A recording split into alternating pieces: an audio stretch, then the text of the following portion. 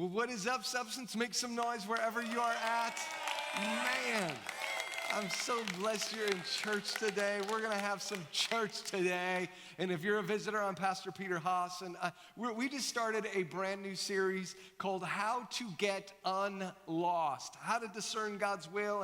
And I don't know if you've ever been lost before, but it can be kind of a harrowing experience. I remember when I was a really little kid, I think I was about 4 years old, I got lost at a mall. And of course, when I couldn't find my mom, I literally, I don't know why I decided to do this, but I decided to start running.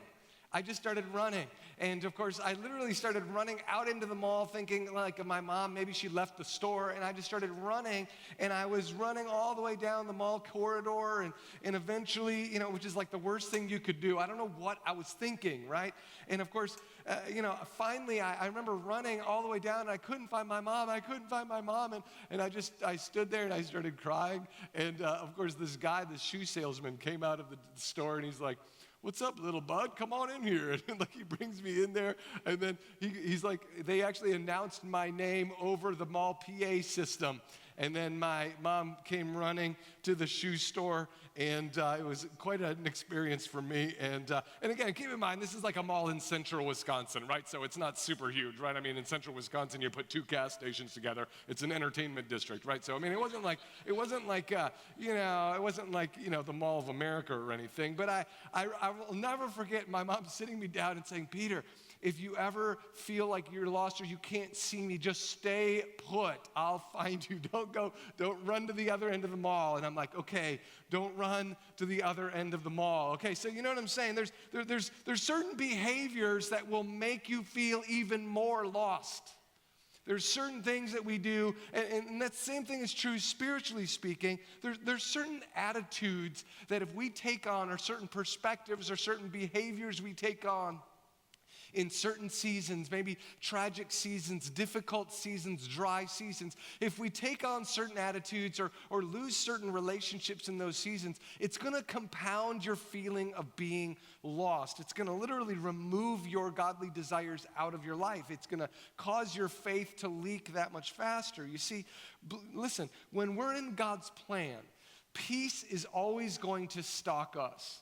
Even when life gets tough. I'm not saying you're always going to feel peaceful, but you're never going to be far away from peace when you learn how to have certain disciplines that keep you in God's will. And so what are the disciplines that actually clarify God's will in our lives? That's what we're talking about.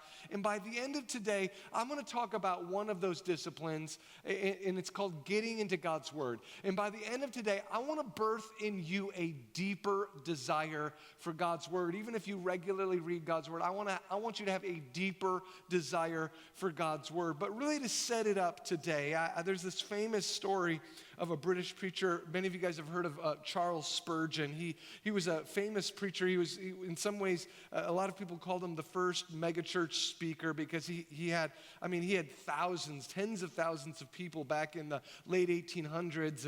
And there was this poor woman in his church, a famous story of a poor woman in his church who lived in the ghettos of East London, and she was so sick, she was actually at the point of being on her deathbed, and so Spurgeon went to her just to visit her, just to minister to her, and while he was by her bedside, he started looking around the decorations of this little shanty shack that she lived in, and all of a sudden, one of the decorations really caught his attention, and it was like a little handwritten note that was framed on her wall, and he's like, tell me about this note, why do you have this framed and on your wall? And immediately she started sharing the backstory to this. She goes, I used to work for a very, very, very wealthy woman in London, and I took care of her house for many years, and right before she died, she wrote this out for me. And honestly, I've never read it before because I don't know how to read. But I kept it because it always just brings back fond memories of the time that I worked for her. And Spurgeon, of course, was shocked. And he's like, "Woman, do you realize what that is?" And she's like, "What do you mean?" And he's like, "That piece of paper on your wall is a check that she wrote out to you, and she gave you an inheritance that makes you one of the wealthiest women in London.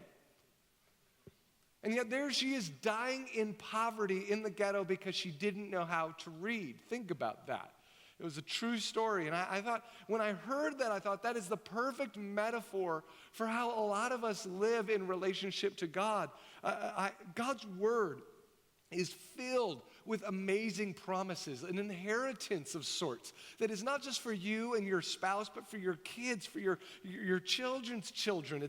It's an inheritance of sorts. And in fact, listen to this, okay? The promise that God gives us in 2 Peter 1:3, I love this. 2 Peter 1:3 says, God's divine power has given us everything we need for life and for godliness through our knowledge of him. Everything we need for life. I mean, you think about everything in life where you could possibly have a need: marital need, physical needs, financial needs, parenting needs, everything you need for life and for godliness. There's all sorts of elements of godliness that some of us, we just don't even feel like we can live a godly life. There's certain desires we just don't feel like we have. But listen, everything we need for life and for godliness, God has provided for it through his divine power. But it comes how, okay?